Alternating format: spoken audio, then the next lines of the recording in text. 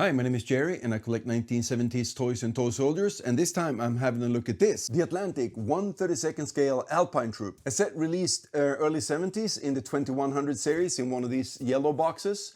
And this is a very different set from most other toy soldier manufacturers at the time. So I guess it's kind of part of the video series I've been doing on these sets. I bought this Atlantic collection of the 2100 series boxes, the yellow ones, about a year ago.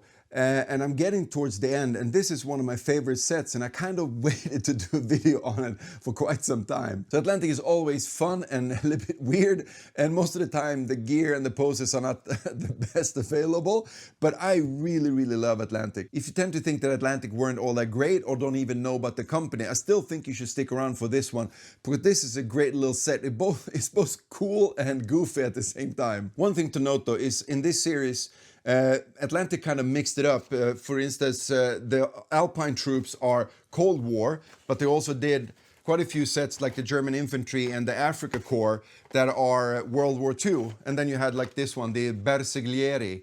They are also Cold War set of soldiers. So this set is, like I said, Cold War. I'm not sure how historically accurate this is for this unit at this time, but I think Atlantic was mainly focused on fun toys and not historically accurate figures. And it was first released in 1971 in 1/72nd scale, and a few years later then in 1/32 scale. One cool thing about this unit also is that it's actually the world's oldest mountain troop unit, or whatever you want to call it, formed in 1872. And still active to this day. So that's kind of neat, I think. And as you'll see later also, I have this thing with some of the Atlantic sets that they kind of remind me more of James Bond than actually toy soldiers. So this is one of those sets, and I think it's doing that really great, actually. Box art with Atlantic, I think, is always really good.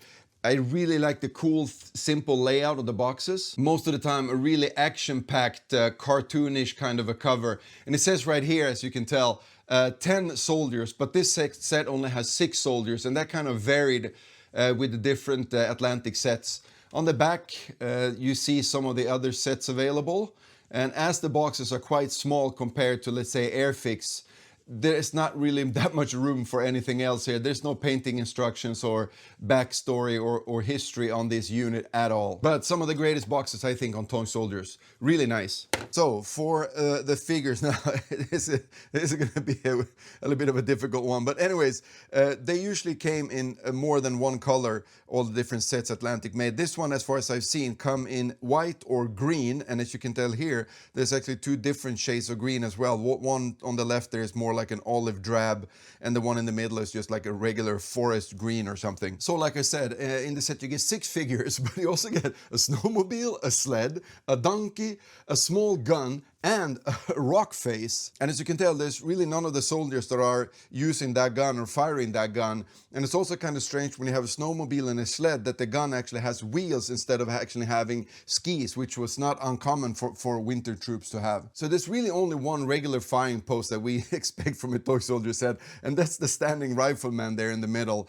But then again, I mean, the snowmobile driver, I guess he's kind of doing something with this revolver or pistol there. And also the guy climbing the rock could be firing at someone, I guess. As far as equipment then goes on these, I'm not really sure what's correct or not on these, but if you look at the rifle, it looks like a shorter carbine, which I think should be correct for like a mountain unit or something. I do believe the Gebirgsjäger from Germany in World War II had a shorter Kar 98 rifle. One cool thing though is that some of the soldiers are actually wearing the hat called, see if I can say this right, Cappello Alpino, which was the Alpini troops' headgear, and it had a black raven feather in it, which this soldier actually has. So that's kind of neat. The signature headgear for the Alpini. For the other equipment like webbing, I mean, he's got some kind of a small knife there.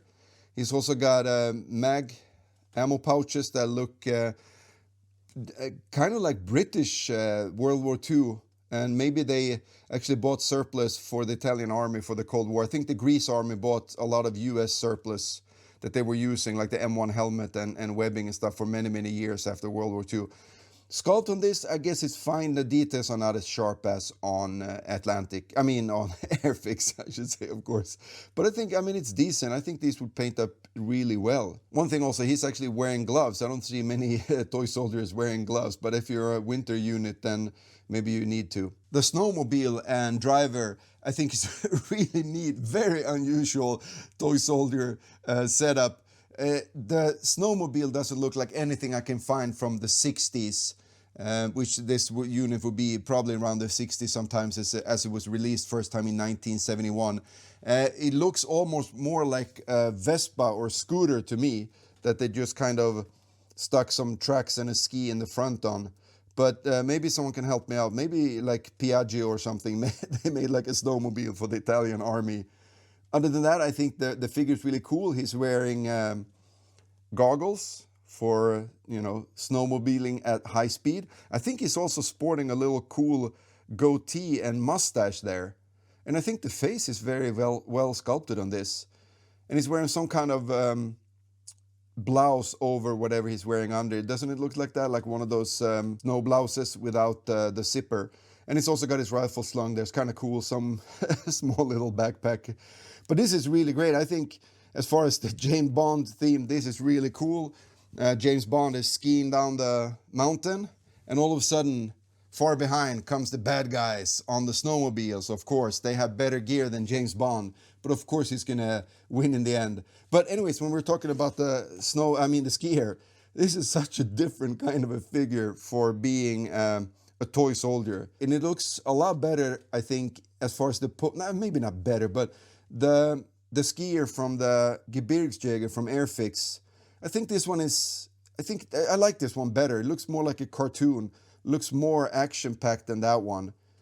I think the sculpt on the face here also is super nice.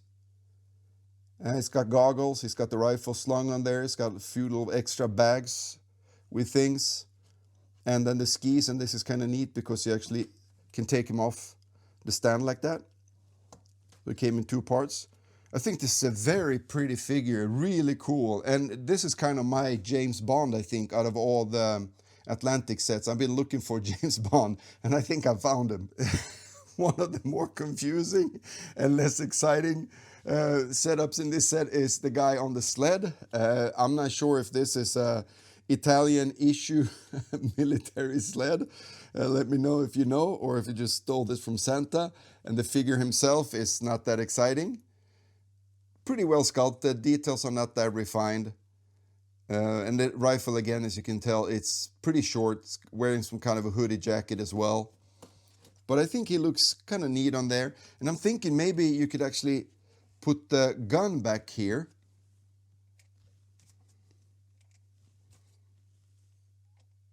Maybe like so. Oops. And then maybe the snowmobile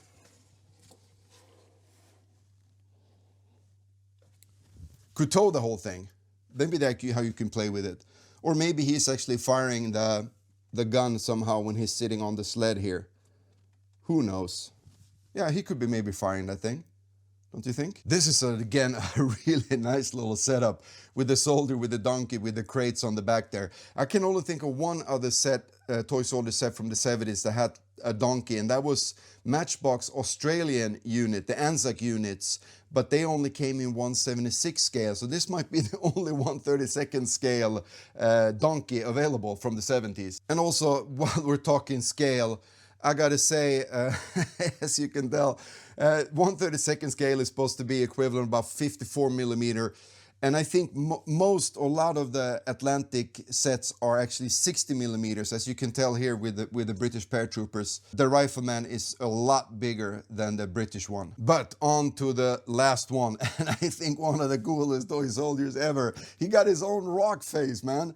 And this is my James Bond number two. One scene, he's riding the skis, getting chased by the snowmobile. And in this scene, I guess he's climbing a rock somewhere to get up to the evil mad scientist hidden cavern somewhere.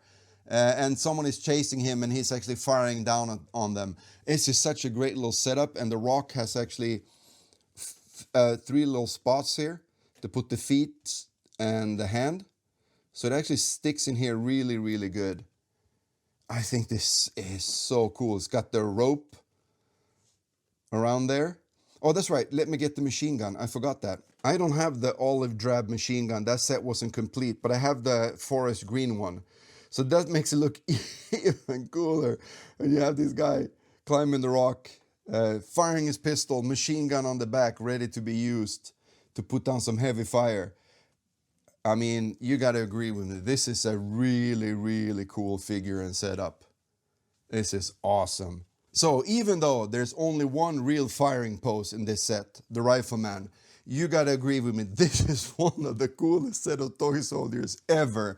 There's so much play in this, there's so much fantasy to be had in this, there's so many scenarios to play out, both like James Bond type-ish agent kind of scenarios and just mountain troops struggling over the mountain. And this is one of those times where Atlantic really shines. No one could make fun like they did. So I guess that's about it for this video. Stick around for the close-ups. Other than that, like and subscribe and all that good stuff. If you want to support me and my channel, I have one of those Ko-fi pages where you can support the channel. There's a link in the description. Other than that, catch you guys in another video. Cheers.